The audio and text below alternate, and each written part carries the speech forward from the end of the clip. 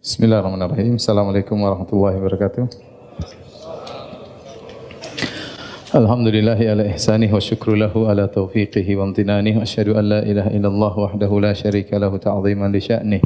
Wa asyhadu anna Muhammadan abduhu wa rasuluhu da'ila ridwanih. Allahumma salli alaihi wa ala alihi wa ashabihi wa ikhwanih. Hadirin hadirat yang dirahmati oleh Allah Subhanahu wa taala. Kita lanjutkan bahasan kita dari As-Sirah Nabawiyah, namun dalam beberapa pertemuan ke depan, 2 kali atau 3 kali, kita akan bahas tentang sejarah Yahudi, ya. Karena setelah itu kita akan masuk dalam fase jihad, ya, di kota Madinah. Maka di antara musuh-musuh Islam adalah kaum Yahudi. Maka kita perlu mengenal orang-orang Yahudi lebih dekat, ya. Bagaimana keyakinan mereka, bagaimana akhlak mereka, agar kita waspada, ya. Karena Yahudi adalah bangsa yang sangat luar biasa. Mereka telah dibasmi oleh Hitler, ya, sekitar tahun 60-an kalau tidak salah. Ya, sekarang belum 100 tahun mereka sudah bangkit kembali dan menguasai dunia, ya. Ini menunjukkan hebatnya mereka, karena antara mereka dengan selain mereka tidak ada halal dan haram, semuanya halal, ya. Ya, tidak ada halal dan haram antara mereka dengan selain mereka. Halal dan haram hanya berlaku antara mereka dengan mereka. Baik, kita mulai sejarah Yahudi. Mereka adalah Banu Israel, dan Israel adalah nama lain dari Yakub alaihissalam. Dan Yakub alaihissalam adalah Yakub bin Ishaq bin Ibrahim alaihimussalam.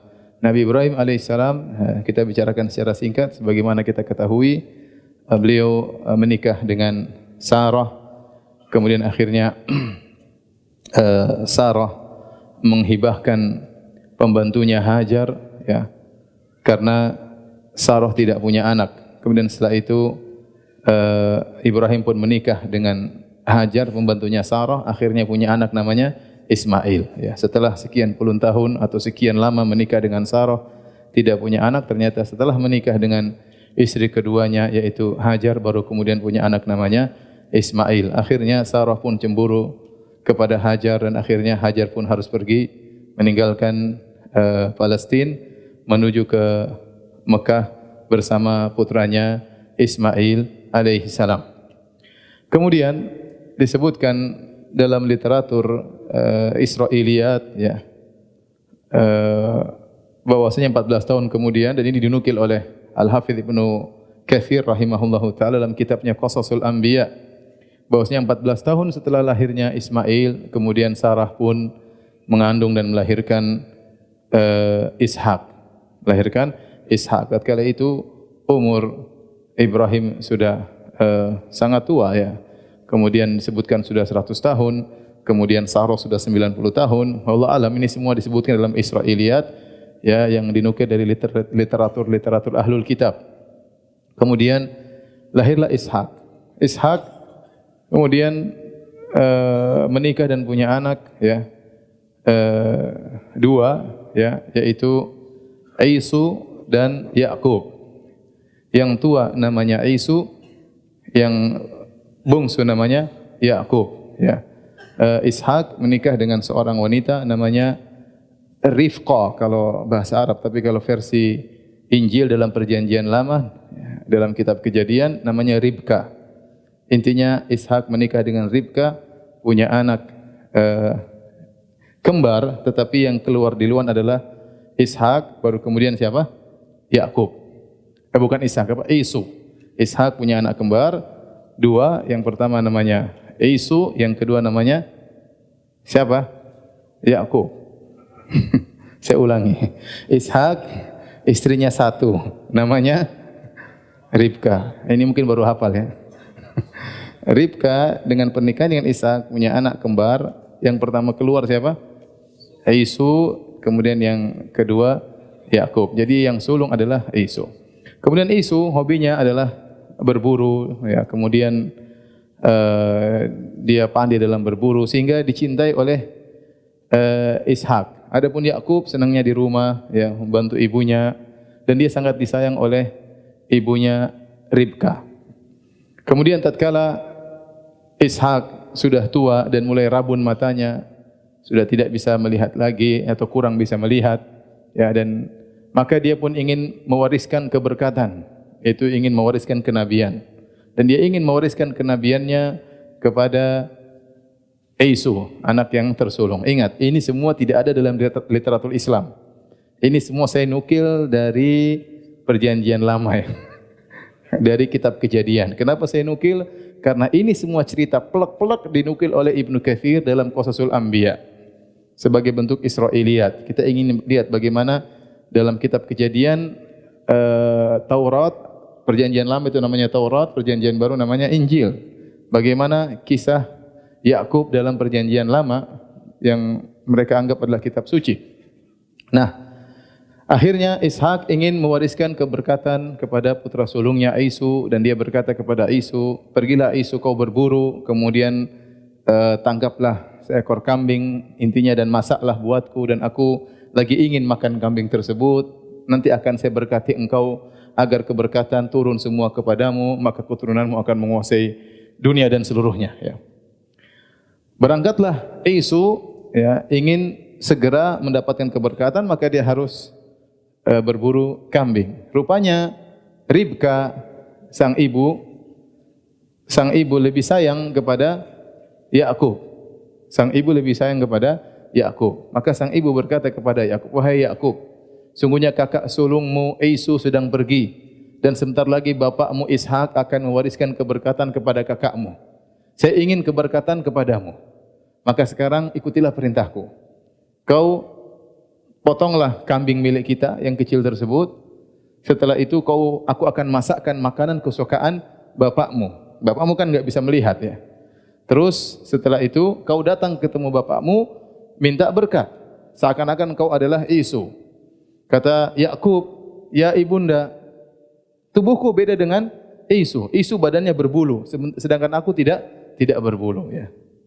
Kemudian suara juga beda. Kata ibunya, "Jangan khawatir. Ya, kau nanti ketemu bapakmu pakai bajunya Isu." Pakai bajunya apa? Isu. Kemudian nanti masalah bulu gampang. Kita akan ambil bulu dari kambing kemudian dipasang di badanmu. Paham, ya? Akhirnya Yakub alaihissalam setuju dengan perkataan ibunya. Akhirnya dia pun segera potong kambing, kemudian dimasak oleh ibunya, kemudian dia pakai bajunya Isu. Kemudian dia datang taruh bulu domba atau kambing di badannya, lantas dia datang kepada ayahnya. "Wahai ayahanda, ini aku sudah tiba, membawa makanan yang kau sukai."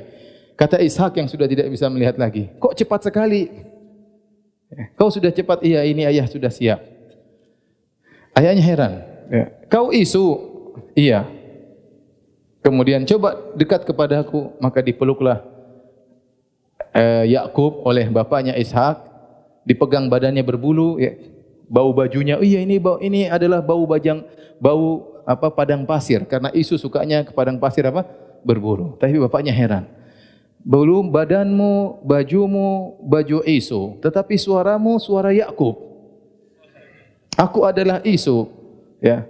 Ya sudah, akhirnya bapaknya makan, bapaknya doain keberkatan. "Berilah keberkatan kepada putra sulungku ini." Kemudian akhirnya jadi nabi, intinya begitu. Ya, ini jadi nabi dengan cara yang licik, ya. Akhirnya sudah didukaan keberkatan semuanya. Akhirnya semua keberkatan turun kepada siapa? Yakub alaihi salam. Setelah itu Yakub, ibunya senang, Yakub sudah dapat keberkatan. Datanglah Isu belakangan. Terlambat dia.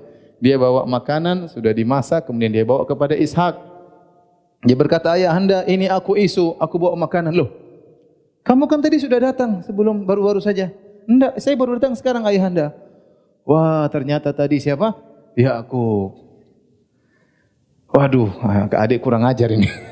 Akhirnya, "Gimana ayahanda, doain kayak keberkatan kepadaku." Kata Ishak, "Sudah terlanjur, tidak bisa. Saya sudah doain kepada adikmu, adikmu akan menguasaimu. Bahwasanya keturunannya akan menguasai alam semesta ini dan seluruhnya, keberkatan. Enggak ada keberkatan yang lain." Intinya akhirnya Isu pun sakit hati luar biasa kepada adiknya siapa? Yakub, dan dia dendam kepada Yakub dan dia ingin membunuh Yakub karena kenabiannya telah direbut dari siapa? Dari Isu, ya. Akhirnya ketahuan, ya. Karena takut terjadi sesuatu, maka akhirnya ibu mereka Ribka menyuruh Yakub untuk pergi ke pamannya, yaitu saudaranya Ribka, namanya Laban, di kota lain, di Haran atau kota yang lainnya. Maka pergilah dia meninggalkan Palestina menuju Haran, daerah Syam, untuk bertemu dengan pamannya. Ini cerita terdapat dalam kitab Kejadian di Perjanjian Lama, ya. Tentu bagi kita orang Islam susah membenarkan cerita ini, ya, karena kita tahu bahwasanya kenabian bukan turunan, ya. Kemudian bagaimana Nabi Ishak minta doa, kan mintanya kepada siapa? Kepada Allah. Dan Allah kan tahu ini Yakub sedang menipu gitu. Masa Allah tetap aja kabulkan? Ya. Kalau Ishak bisa ditipu oleh Yakub, maka Allah tidak bisa ditipu. Ya. Kemudian bagaimana menjadi seorang nabi dengan kelicikan seperti ini? Ya, dia merebut kenabian dari kakaknya dengan kebohongan dan kelicikan dan yang lainnya. Tentu ini tidak mungkin para anbiya seperti ini. Oleh kerana kalau kita baca sejarah para nabi dalam literatur Perjanjian Lama, dalam kitab-kitab Kejadian, isinya penuh dengan kekacauan, ya. Iya, penuh kekacauan. Di antaranya Yakub menipu siapa? Esau, dan menipu bapaknya Nabi Ishak. Bayangkan, nabi tipu nabi. Kemudian juga contoh seperti Nabi Daud berzina, suka dengan istri orang, ternyata istri anak buahnya. Dia bangun lihat-lihat, ada cewek ternyata cantik, dia lihat, ngintip Nabi Daud alaihissalam. Setelah itu dia pun jatuh cinta sama wanita tersebut, dipanggillah wanita tersebut, kemudian disetubuhi wanita tersebut. Itu dalam Perjanjian Lama, mengerikan. Kemudian akhirnya dia buat trik supaya suaminya cepat mati, maka dikirimlah suaminya ke musuh yang paling kuat, suruh maju paling depan. Akhirnya matilah suami wanita tersebut. Akhirnya perempuan tersebut diambil oleh Daud alaihissalam. Disebutkan Harun alaihissalam. Dalam Al-Quran Nabi Harun melarang Bani Israel untuk menyembah sapi. Ya. Walaqad qala lahum Harun min qablu ya qaumi inna ma futintum bih wa inna rabbakumur rahman fattabi'uni wa ati'u amri. Sungguh Harun telah menegur mereka sebelumnya, wahai kaumku, sungguhnya kalian telah terfitnah. Tuhan kalian adalah Allah. Jangan sembah sapi. Tapi kalau dalam Perjanjian Lama, Nabi Harun yang kasih ide untuk bikin patung apa? Sapi. Dan seperti ini banyak tentunya kita bilang, ya, yang benar adalah yang disebutkan dalam literatur apa? Al-Quran maupun hadis-hadis yang sahih. Kita lanjutkan, ya. Sejarah Bani Israel menurut versi mereka. Setelah itu Yakub pergi ke Haran, kemudian dia bertemu dengan pamannya namanya Laban, ya. Kemudian akhirnya Laban, dia ketemu, ternyata Laban ini punya dua putri. Yang pertama paling sulung namanya Lia, yang kedua namanya Rahil. Lia ini orangnya kurus, penampilannya enggak cantik, ya.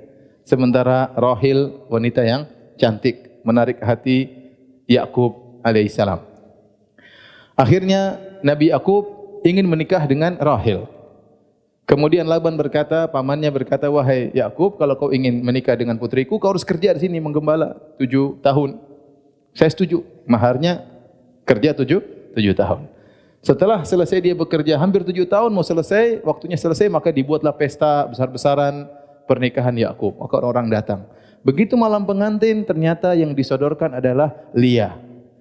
Waduh, sudah terlanjur. Kadung undangan tersebar.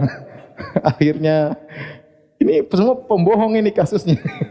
Akhirnya Yakub menikah dengan siapa? Lia. Raqma'an fihi, terpaksa mau tidak mau dia nikah dengan siapa? Lia. Terus dia marah sama pamannya. Wahai paman, kita kan dulu perjanjian buat Rahil, kenapa kau kasih Lia? Kata pamannya, enggak mungkin adat kita, masa adik nikah dulu baru apa? Kakak. Ya kakaknya dulu deh. Kalau kau mau sama adiknya, kerja lagi 7 tahun. Iya, siap. Akhirnya Yakub kerja lagi 7 tahun. Ini dalam Perjanjian Lama, ya. Nanti Anda bisa cek kitab Kejadian. Akhirnya Yakub kerja lagi apa? 7 tahun. Setelah 7 tahun baru kemudian dia nikah dengan Rahil. Dan dalam syariat mereka menurut Perjanjian Lama boleh menikah dengan kakak beradik, ya. Jadi istri pertama Lia, istri kedua siapa? Rahil. Dalam pernikahan tersebut, ya, akhirnya Allah menutup kekurangannya Lia yang mungkin buruk rupa dan kurus, akhirnya punya anak. beberapa anak ya. Dari yang tua namanya Rebon atau siapa, nanti akan sebutkan nama-namanya. Saya tidak hafal nama-namanya, agak susah ya. Intinya Lia punya beberapa anak laki-laki, akhirnya Rohil cemburu. Rohil ternyata mandul, nggak bisa punya anak. Sudah lama nikah nggak punya anak. Akhirnya Rohil punya budak wanita jariyah, namanya Hibla atau ya Hibla ya Hilba. Adapun Lia punya budak perempuan namanya Zilfa. Ya, kalau kita Zulfa, mereka bilang apa? Zilfa. Ya. Akhirnya karena Rohil tidak bisa punya anak, maka dia hadiahkan budaknya kepada Yakub. Akhirnya Yakub nikahi, punya anak dari budaknya, dari Hilba tersebut punya anak. Ya. Kemudian akhirnya Lia cemburu, dia kasih lagi budaknya, Zilfa. Akhirnya nikah lagi, punya anak lagi. Berarti Yakub ini punya anak dari 4 orang wanita. Ya, paham? Antum dari berapa? 1 ya. Yakub dari 4. Ya. Pertama siapa? Lia, kemudian Rohil, kemudian Hilba, kemudian Zilfa. Rohil belakangan. Ternyata kemudian dia punya anak namanya Yusuf. Kemudian lama-lama akhirnya punya anak lagi namanya Binyamin. Ya. Jadi saya akan sebutkan nama-nama 12 anak lelaki Yakub dari 4 wanita yang dia gauli atau dia nikahi ya. Catat ya, anak-anak Lia namanya Ruben, nomor 1. Kemudian Simeon, yang kedua. Kemudian Lewi, ketiga. Kemudian Yehuda atau Yahuda, itu asal nama Yahudi. Sebagian nama berpendapat dari anak yang ketiga inilah atau keempat Yahuda inilah asal muasal nama Yahuda. Yehude kalau dalam kitab Injil disebut Yehuda. Kemudian Isakhar. Keberapa itu? Keempat ya. Kelima. Kemudian Zebulon. Keberapa? Keenam. Anak-anak Rahil adalah Yusuf dan Binyamin. Berapa itu? Anak-anak Bilha, budak perempuan Rahil adalah Dan serta Naftali. Namanya kalau di itu Dana, tapi di sini dan Naftali. Dan serta Naftali. Berapa dan berapa? 10 ya? Ya. 10. Kemudian dari Zilfa atau Zulfa, budak perempuannya Lea adalah Gad dan Asher. Berapa? 12. Sudah hafal? Coba. Ribon, siapa? Samun, kemudian Reblun, kemudian intinya itulah. Inilah 12 orang putra-putranya Yakub yang semua Bani Israel Yahudi kembali kepada 12 orang ini. Ya, makanya disebut Banu Israel, artinya anak-anak laki-lakinya Israel. Ada 12 orang. Dari 12 orang inilah muncul 12 suku besar dari kelompok Yahudi. Semua orang Yahudi bermuara kepada 12 putra Israel. Maka mereka disebut dengan Banu Israel. Ya. Tapi intinya ini literatur cuma kita dapatkan di literatur Israiliyat, Ahlul Kitab. Adapun dalam literatur Islam enggak ada ini semuanya. Ya, namun sebagian ulama menukil seperti Al-Hafidz Ibnu Katsir rahimahullah taala dalam kitabnya Qasasul Anbiya dan juga ulama-ulama yang dalam tafsir mereka. Nah, mulailah yang sampai kepada kita cuma mulai dari kisah Nabi Yusuf alaihissalam yang Allah abadikan dalam sebuah surat yang panjang namanya surat Yusuf. Ya. Dan ini menjelaskan bagaimana akhirnya Bani Israel berpindah dari Palestina menuju Mesir. Allah sebutkan tentang kisah Nabi Yusuf. Tatkala mereka semua sudah besar, ya ternyata namanya Yakub sangat sayang kepada Yusuf alaihissalam. Terutama Yusuf alaihissalam ternyata bermimpi. Dia kabarkan kepada ayahnya, Inni ra'aitu ahada asyara kaukaba wasyamsa wal qamara ra'aituhum li sajidin. Ya, wahai ayahanda, aku melihat dalam mimpiku bahwasanya matahari, rembulan dan 11 bintang sujud kepadaku. Ini mimpi yang dahsyat. Berarti rembulan, matahari dan 11 bintang akan tunduk kepada Yusuf alaihissalam. Dan ternyata ditakwilkan di kemudian hari, ternyata yang dimaksud rembulan adalah Yakub, matahari adalah ibunya, ya, kemudian 11 bintang adalah saudara-saudaranya, ya. Reblun dan kawan-kawannya. Akhirnya ayahnya tahu, dia berkata, "Ya bunayya la taqsur uyaka ala ikhwatika, fayakidu laka kaida. Wahai anakku, jangan kau ceritakan kisah ini kepada saudara-saudaramu, mereka akan hasad kepadamu. Kalau sudah hasad, mereka akan buat makar kepadamu. Ini saya sering sampaikan dalil bahwasanya seorang kalau dapat nikmat, tidak semua nikmat harus dia ceritakan kepada orang lain. Tidak semua nikmat harus dia pamerkan di Instagram. Tidak semua nikmat dia harus pamerkan di YouTube atau di Facebook ya, dan yang lainnya. Karena tidak semua orang bisa kuat melihat kenikmatan tersebut. Betapa banyak wanita memamerkan suaminya, sementara wanita-wanita lain mungkin suaminya tidak sayang seperti suami dia tersebut. Dia gandengan sama suaminya, pelukan sama suaminya, kemudian dia masukkan ke Instagram atau di Facebook. Akhirnya banyak akhwat yang lihat sedih. Kenapa? Karena tidak pernah dipeluk oleh suami. Akhirnya lama-lama tertarik. Boleh juga suami akhwat itu, kita boleh daftar. Ya. Oleh karenanya tidak semua kenikmatan kita tampakkan. Ya. Makanya saya selalu ingat nasihat Syekh Asy-Syadhili, dia bilang kalau orang tanya sama engkau, misalnya ditanya, rumahmu ada berapa? Enggak usah kau jawab. Mobilmu ada berapa? Jangan kau jawab. Kenapa? Kalau kau jujur, kau katakan rumahmu banyak, dia akan hasad. Kalau kau bilang rumahmu masih kontrak, dia akan menghina. Mending enggak usah jawab. Bilang aja dengan global, alhamdulillah, Allah sudah beri kenikmatan kepada saya. Alhamdulillah saya punya tempat tinggal. Enggak usah dijelaskan secara terperinci. Nah, sebagian orang pamer, saya punya ini, saya punya ini, saya punya ini. Akhirnya orang jadi hasad dan dengki. Jangankan kepada orang jauh, kepada orang dekat saja, ya, masalah. Yusuf tidak boleh cerita kepada saudara-saudara kandungnya. Ya. Kata para ulama, Allah, surat Yusuf ini surat Makkiyah, turun di Mekah. Allah ingin memberi tasliyah, yaitu hiburan kepada Nabi Muhammad SAW. Bahwasanya engkau wahai Muhammad, engkau dimusuhi oleh kaum Quraisy yang itu sukumu sendiri. Kau dimusuhi oleh pamanmu, maka sudah dahulu sebelum engkau, Yusuf dimusuhi oleh apa? Saudara-saudaranya, kakak-kakaknya. Yang harusnya kakak-kakaknya bela dia, malah memusuhi dia. Akhirnya, kemudian meskipun Yusuf tidak cerita, namun akhirnya saudara-saudaranya Yahuda, Riblon, Samun, ya, Lewi dan lain-lainnya pada cemburu kepada Yusuf. Akhirnya mereka bermusyawarah. Ya. Mereka berkata, la Yusuf wa akhuhu ahabbu ila abina minna wa nahnu usbah. Inna abana la fi dhalalin mubin. Sungguh Yusuf dan saudaranya si Binyamin sangat disayang oleh bapak kita, Yakub alaihissalam. Sungguhnya bapak kita dalam kesesatan yang nyata. Padahal bapaknya Nabi. Padahal bapaknya apa? Nabi. Akhirnya mereka saking cemburu, hasad, mereka berkata, uqtulu Yusuf. Kita bunuh saja si Yusuf. Atau pilihan kedua, awitrahuhu arda yakhlu lakum wajhu abikum. Kalau enggak dibunuh, kita buang ke tempat yang jauh sehingga bapak kita enggak pernah lihat dia. Ya. Kalau sudah bapak kita enggak pernah lihat dia, akhirnya bapak kita akan lihat kita. Dan bapak kita akan konsen sayang kepada kita. Wa takunu min ba'dihi qauman salihin. Sayang kita bunuh dia atau kita buang dia, setelah itu kita bertobat jadi orang-orang soleh lagi. Ya, ini apa trik yang bagus. Maksiat sekali aja kita bunuh, setelah itu kita bertobat. Dan itulah terkadang orang soleh terjerumus dalam kemaksiatan. Dia bilang Allah Maha Pengampun. Sekali ini aja sudah, habis ini enggak lagi. Allah Maha Pengampun. Habis itu tinggal umroh haji, selesai urusan. Dan ini bahaya ya.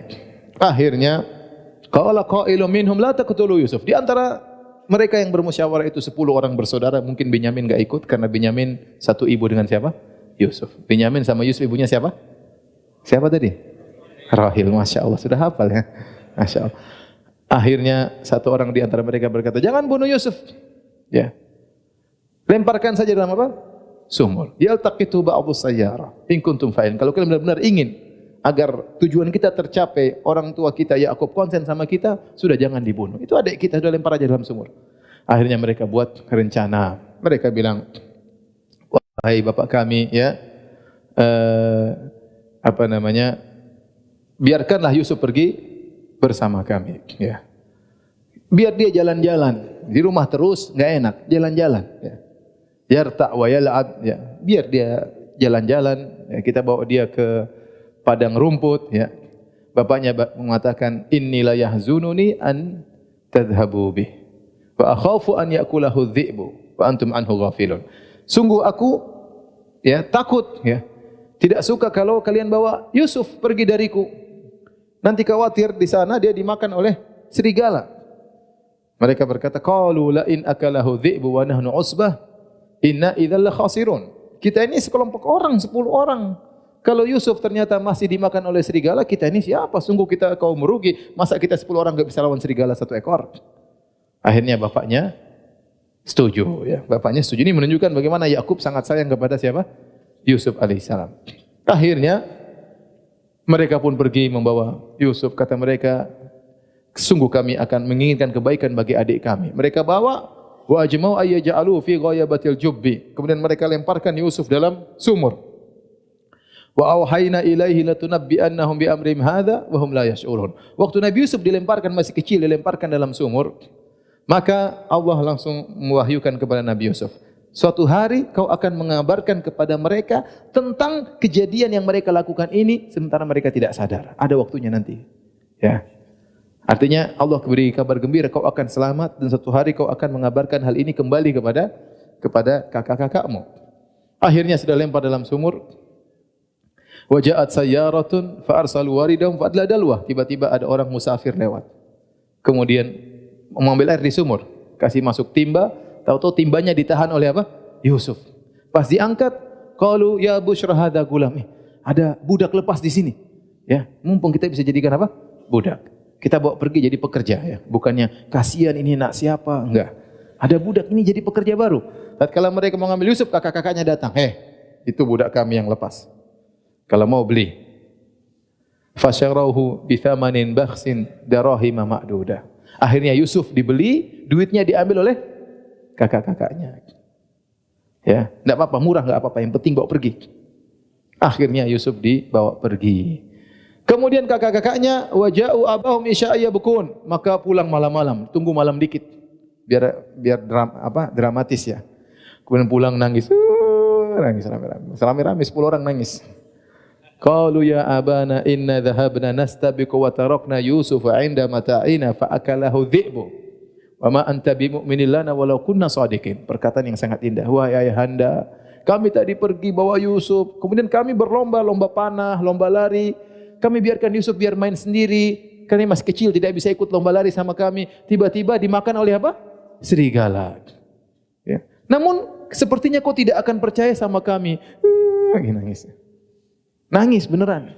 Makanya mereka datang malam-malam supaya seakan-akan ada kejadian baru. Padahal Yusuf sudah hilang dari sore.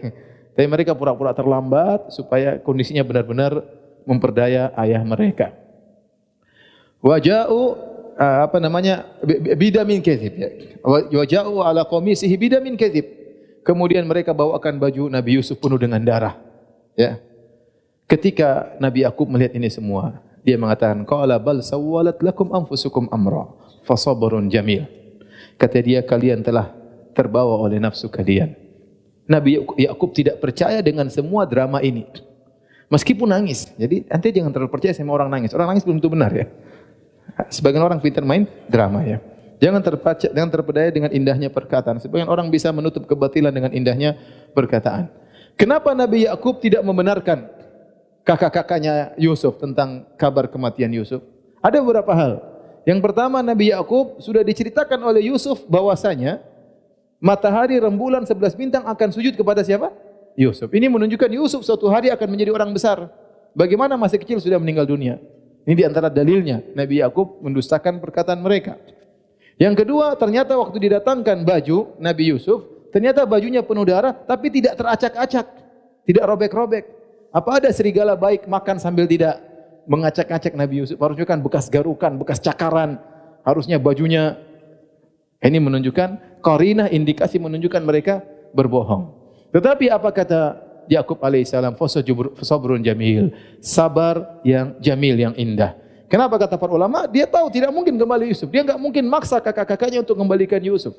Karena mereka sudah sepakat untuk berdusta, untuk membohongi bapaknya Yakub alaihissalam. Ini dalil terkadang seorang soleh diuji dengan anak-anak yang tidak beres. Ya, Nabi Yakub itu nabi yang paling mulia di zaman tersebut.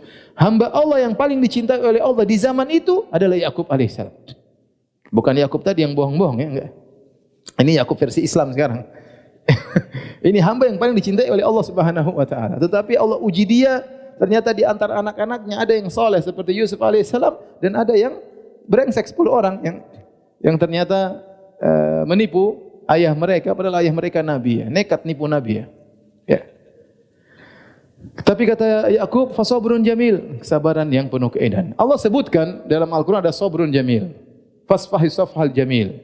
Hajran jamila. Allah sebutkan safhan jamilan, safhal jamil, kemudian hajran jamila, kemudian sabrun jamil. Sabrun jamil, sabar yang indah maksudnya apa? Kesabaran yang tidak disertai dengan syakwa, mengeluh kepada orang lain. Dia hanya mengeluh kepada Allah. Itu namanya sabrul jamil.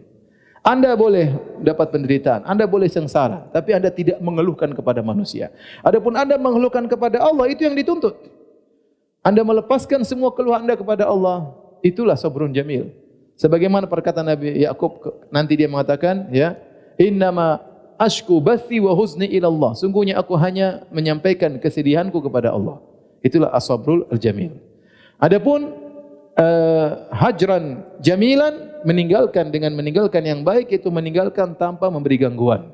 Tanpa memberi gangguan. Kita mungkin ada orang ganggu kita, kita tinggalkan dia tanpa harus membalas. Kalau kita balas bukan hajrun jamil. Ya. Kemudian fasfahi safhal jamil. As-safhal jamil yang memaafkan dengan al-jamil, dengan memaafkan yang baik adalah memaafkan tanpa itab, tanpa mencela. Tidak mengatakan ente memang kurang ajar, ente brengsek, tapi saya maafkan. Itu bukan as-safhul jamil. As-safhul jamil, ya saya maafkan. Selesai. Tidak komentar, tidak mencela, nasihat boleh, tapi tidak mencela. Ya. Itu namanya as-safhul jamil. Kalau seorang bisa berhias dengan 3 akhlak mulia ini, as-sabrul jamil, as-safhul jamil, sama al-hajrul al-jamil.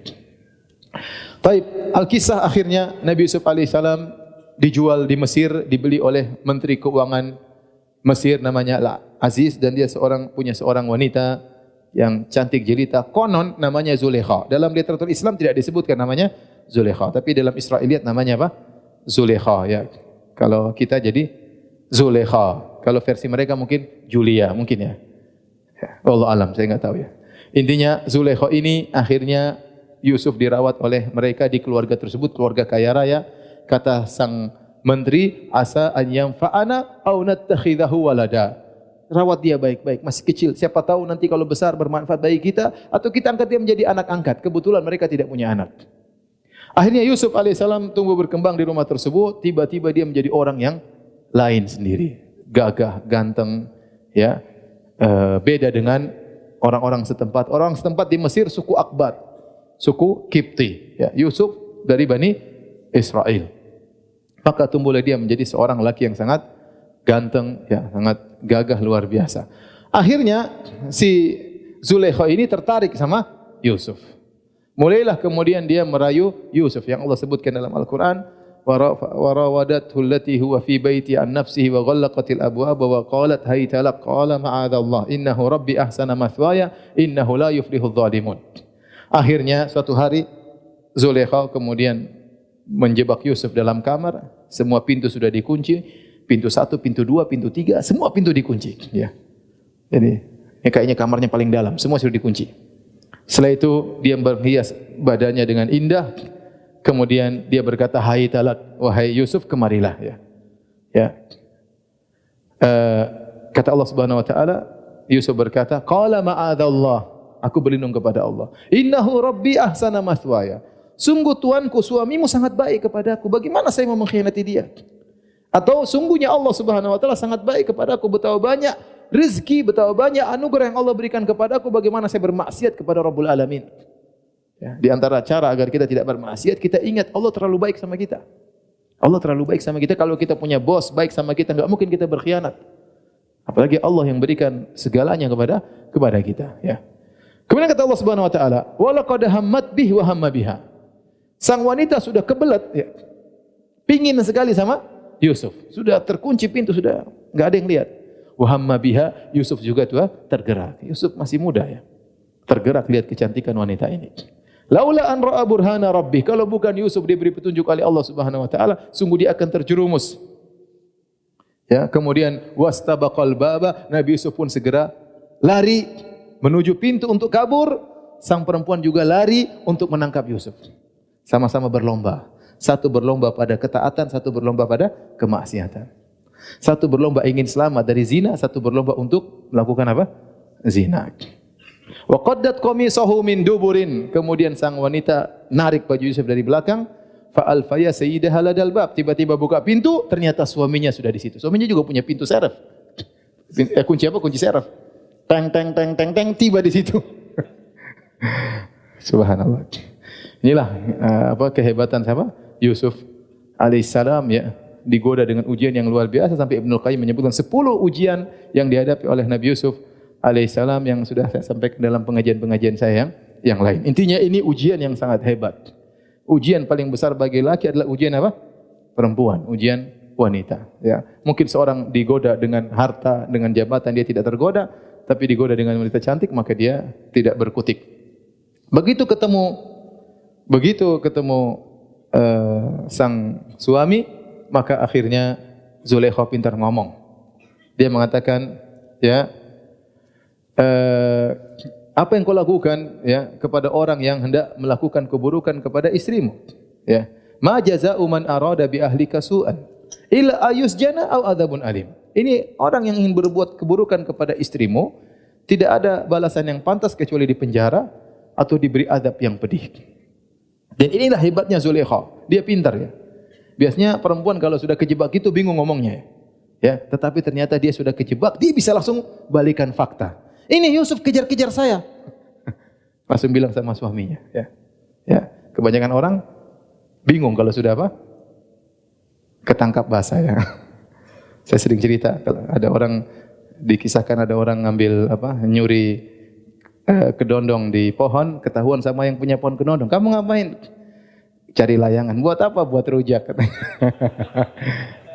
Kalau itu cerita. Kalau ini sesungguhnya ada. Dulu di kampung saya ada orang jam 3 malam lewat kampung, ditangkap sama kawan-kawan. Ente jam 3 ngapain di sini malam-malam? Lari pagi katanya. Digebukin sama kawan-kawan. Intinya ini Zulaikha tidak, dia ketahuan tapi dia bisa jawab dengan apa? Tenang.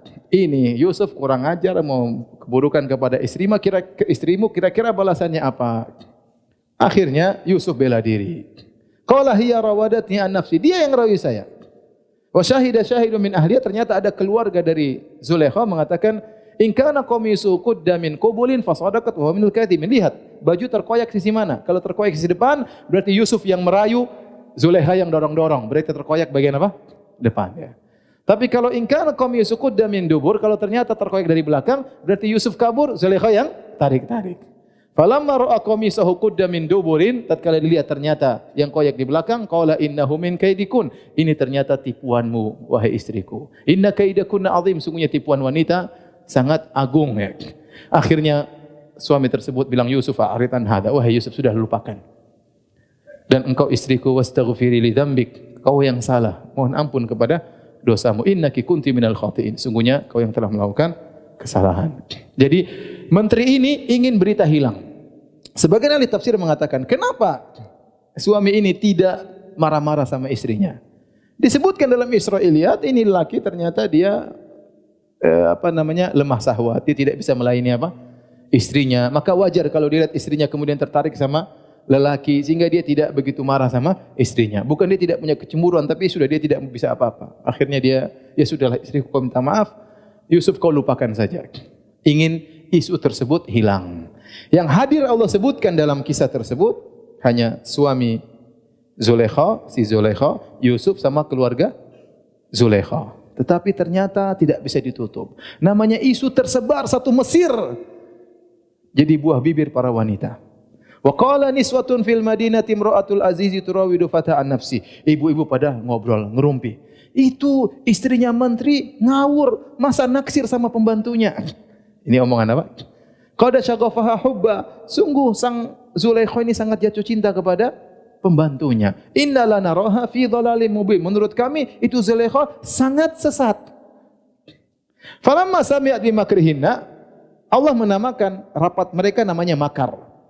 Makanya Allah mengatakan falamma sami'at bi makrihinna, ternyata tatkala Zulaikha mendengar tentang makar ibu-ibu tersebut, jadi rupanya ibu-ibu ini ngobrol gitu, penasaran ingin lihat Yusuf. Kok bisa ini istri menteri yang cantik jelita naksir sama pembantunya? Ini siapa pembantunya ini? Ternyata mereka ngobrol gitu supaya diundang lihat apa? Yusuf ya. Pura-pura mencela, ternyata pengen apa? Pengen tahu. Falamma sami'at bi makrihinna, tatkala Zulaikha mendengar tentang makan mereka, arsalat ilaihinna wa atadat lahunna muttaka'a. Maka kemudian Zulaikha pun ngutus mereka untuk datang, diundang. Wa atadat lahunna muttaka'a, kemudian disiapin tempat-tempat untuk bertelekan. Wa atat kulla wahidatin minhunna sikina, masing-masing dikasih pisau, dikasih buah-buah atau makanan yang bisa dipotong. Tatkala mereka sedang ngobrol sambil potong-potong buah atau potong makanan, ya. Faqalat ikhruj alaihin. Kata Zulaikha, Yusuf tolong lewat depan mereka. Nabi Yusuf lewat. Teng teng teng. Falamma ra'aynahu akbarna wa qata'na aydiyahunna, tatkala mereka lihat, mereka terkejut, mereka kaget sampai mereka potong tangan-tangan mereka tanpa sadar saking tampannya siapa Nabi Yusuf. Tampannya luar biasa. Kalau antum baca buku tafsir Israiliyat banyak aneh-aneh. Ada yang mengatakan begitu mereka lihat Yusuf langsung ada yang haid. Sebagian mereka lihat Yusuf begitu tampannya langsung mati, ya. Ada di antara mereka langsung pingsan, ya. Karena Nabi Yusuf sangat tampan, sampai-sampai Nabi pernah bertemu Nabi Yusuf di Isra Mi'raj. Nabi berkata, laqad u'tiya syatral jamal. Sungguh Yusuf telah diberikan setengah ketampanan. Antum enggak tahu seperberapanya.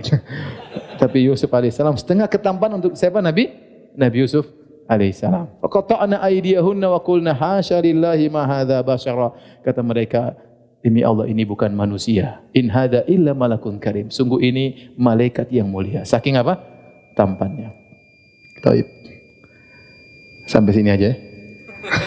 Kita lanjutkan nanti dua minggu lagi insyaallah taala. Silakan azan, kalau ada yang bertanya saya persilakan. Mohon dibaca Pak Ustaz. Saya sangat butuh saran dari Pak Ustaz. Ini nanya serius ya. Dari rumah sudah diketik ya. Saya punya istri saya termasuk orang yang jarang update di Instagram. Namun sekalinya update, sering dikomen dengan temannya bahwa dia suka pamer, bikin orang iri dan lain-lain. Padahal kalaupun update hanya pas ada momen-momen jalan-jalan ke kota mana gitu. Itu pun hanya sekali di setiap momen tersebut. Dan jarang juga saya mengajak jalan-jalan. Hehehe. Bahkan istri saya beberapa kali ditegur langsung di depan orang banyak dengan suara yang lumayan kencang. Padahal hanya update sepele dan tidak ada unsur pamer. Sepengetahuan istri saya, rekan-rekan yang lain tidak pernah ditegur seperti itu. Padahal sering banget update dan update-nya lebih parah pamernya. Apa yang harus saya sarankan kepada istri saya karena saya jengkel? Istri saya tipe orang yang lembut, enggak bisa dibentak-bentak. Namun malah diperlakukan seperti itu. Mohon nasihatnya Ustaz. Ya. Kalau nasihat saya sudah enggak usah update. Enggak usah update. Berarti ada yang memang menunggu-nunggu istri antum update untuk dikomentari. Ya. Kalau dia bilang yang lain kok tidak dikomentari, ya sudah orang masing-masing. Mungkin istri antum dihasati oleh banyak orang. Kita jangan buka pintu problem ya. Kalau bisa tidak ada problem kan lebih indah hidup ini. Kalau kita tahu setiap update di Cibir, kenapa nekat update? Enggak usah. Kalau enggak bikin grup Instagram tertutup, orang-orang yang tidak suka nyibir ya. Yang teman-teman yang dekat ya, sekedar saling share di antara mereka, saling share kebahagiaan ya. Tapi saya katakan tadi, tidak semua kebahagiaan harus kita share ya. Seperti ini apalagi sudah terbukti setiap share dituduh pamer lah, dituduh inilah. Padahal istri antum tidak pamer, cuma mau kasih lihat aja. Oleh karenanya, saran saya ya udah bilang istri udah kalau begitu-begitu sudah enggak usah di-update. Kalau update dalam grup tertutup teman-teman dekat yang tidak suka nyinyir itu lebih baik. Kalau memang ternyata setiap update di cibir, di nyinyir, mending enggak usah update ya. Enggak usah update, jadikan foto pribadi, simpan di HP, nanti tinggal pamer ke suami, enggak apa-apa. Suami aja yang ngelihat ya. Atau kawan-kawan dekat.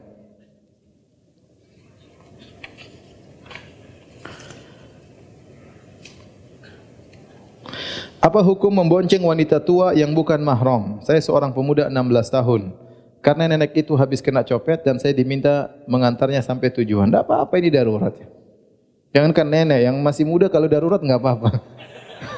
Contoh misalnya ada perempuan cantik, tidak pakai jilbab, kesambar motor, jatuh. Ente aduh gimana ini? Enggak usah diangkat itu. Tunggu mati dulu. Ya ente angkat saja. Astagfirullah. Bawa ke rumah sakit. Itu darurat ya akhi. Jangan bilang haram, haram ini mah keburu mati. Ini enggak apa-apa, darurat enggak ada masalah ya. Seperti dalam ada misalnya banjir atau apa kita tolong, kita pegang, kita peluk, kayak masalah darurat enggak ada masalah ya. Bukan cuma antum, saya juga pernah begitu masalahnya. Waktu zaman dulu sekitar tahun 2003, 2004 tatkala lempar jamarat masih cuma 2 lantai, lantai dasar, lantai 1. Itu orang banyak meninggal dunia. Ya, terkadang ibu harus kita pegang, harus kita peluk, harus kita tarik, kalau enggak dia mati. Betul, aduh haram keburu mati sudah. Ini darurat yang haram jadi halal ya. Ya, bahwasanya dengan kondisi darurat maka tidak mengapa. Jadi apa yang antum lakukan sudah benar. Terus nenek ini suruh tunggu ojek perempuan yang antar gitu maksudnya. Antum antar aja enggak ada masalah.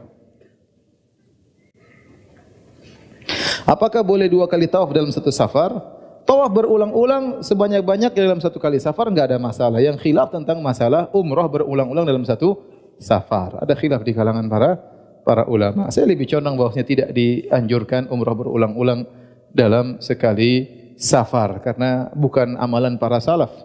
Ya, bahkan hadis yang masyhur dalam Sahih Bukhari dan yang lainnya, tatkala Aisyah radhiyallahu taala anha hajian kemudian dia ternyata haid sehingga dia tidak bisa umrah, tidak bisa haji tamattu, tidak bisa umrah baru haji, akhirnya dia cuma haji aja ya. Setelah hajian maka Nabi izinkan dia untuk umrah karena dia belum umrah dalam safar tersebut. Akhirnya beliau umrah, Nabi menyuruh saudaranya Abdurrahman bin Abi Bakar radhiyallahu anhu untuk menemani Aisyah ke Tan'im, kemudian antar ke Masjidil Haram, tawaf dan selesaikan umrahnya. Ternyata Abdurrahman bin Abi Bakar radhiyallahu anhu menjalankan perintah Nabi sallallahu alaihi wasallam, dia tidak sekalian umrah. Dia hanya nganterin siapa? Aisyah, kemudian tawaf dan sa'i dan selanjutnya. Dan ini dalilnya banyak. Ini sekedar sebagian dalil yang saya sampaikan. Intinya, tapi kalau ada yang mengulang-ulangi umrah, maka kita bilang masalah khilafiyah. Cuma pendapat yang saya yakini bahwasanya tidak dianjurkan menyengaja untuk mengulangi umrah dalam satu safar. Adapun tawaf sunnah silakan. Silakan mengulang-ulangi tawaf sunnah. Apakah dunia ini diciptakan karena Allah menciptakan Nabi Muhammad sallallahu alaihi wasallam? Dengan kata lain Allah tidak akan menciptakan dunia jika Allah tidak menciptakan Nabi Muhammad sallallahu alaihi wasallam. Kita bilang ini akidah, meyakini dunia tidak diciptakan kecuali karena Allah menciptakan Nabi. Mana dalilnya? Islam tidak boleh ngomong kecuali dengan apa? Dalil. Kalau enggak dalilnya enggak bisa. Adapun hadis laulaka ma khalaqtul aflaq. Kalau bukan karena engkau Muhammad, kalau bukan karena engkau Muhammad, aku tidak ciptakan alam semesta, hadis palsu. Ya. Tidak bisa dijadikan akidah. Ya. Ya. Apalagi berdosa atas nama Nabi SAW. Dan ini bertentangan dengan ayat kata Allah, wa ma khalaqtul jinna wal insa illa liya'budun. Aku ciptakan jadi manusia untuk beribadah kepadaku. Tujuannya agar Allah ya memerintahkan makhluknya untuk bertauhid kepada Allah Subhanahu wa taala. Kita mengagungkan Nabi SAW, hamba yang paling dicintai oleh Allah Subhanahu wa taala. Tapi bukan berarti kecintaan kita kepada Nabi akhirnya kita membuat ya akidah-akidah yang tidak diajarkan oleh Rasulullah SAW. Kita berusaha senama Nabi SAW. Ini namanya kita tidak cinta kepada Nabi, tidak menghargai Nabi, sehingga kita membuat akidah yang tidak diajarkan oleh Nabi SAW. Kita melakukan ajaran yang tidak pernah dicontohkan Nabi SAW. Mana kita dikatakan ahlu sunnah, sementara kita tidak mengerjakan sunnah, yang kita kerjakan bid'ah. Ya, kemudian kita jadikan bid'ah itu sebagai barometer benar atau sesat. Aneh. Aneh di zaman ini ada orang melakukan perbuatan yang dia tahu pun ini Nabi tidak melakukannya. Kemudian dia jadikan itu sebagai barometer untuk menentukan orang benar atau salah. Terus dia mengaku dirinya ahlu sunnah. Ya itu sunnah tuh bukan, mana dalilnya? Enggak ada dalilnya. Terus itu apa? Ya ini bid'ah, bid'ah hasanah. Ya sudah. Ahlul bid'ah hasanah. Ya benar. Sunnah jelas, sunnah ada definisinya. Yang datang dari Nabi SAW, baik ajarannya, perkataannya, perbuatannya. Itu anda bela mati-matian, silakan. Anda jadikan itu barometer. Cinta kepada Nabi atau tidak. Sunnah Nabi SAW. Adapun anda buat sesuatu yang baru, kemudian anda jadikan, anda lariskan ke masyarakat, kemudian anda jadikan ini barometer mengukur orang benar atau salah. Dari mana barometer ini? Apakah anda dikatakan mengagungkan Nabi sementara anda seperti ini? Ya, Nabi tidak mengajarkan, terus anda mengatakan ini ajaran Nabi SAW. Tapi demikian saja kajian kita. Kita lanjutkan insyaAllah 2 pekan depan. Subhanakallah bihamdik. Asyhadu an la ilaha illa anta astaghfiruka wa atubu ilaik. Assalamualaikum warahmatullahi wabarakatuh.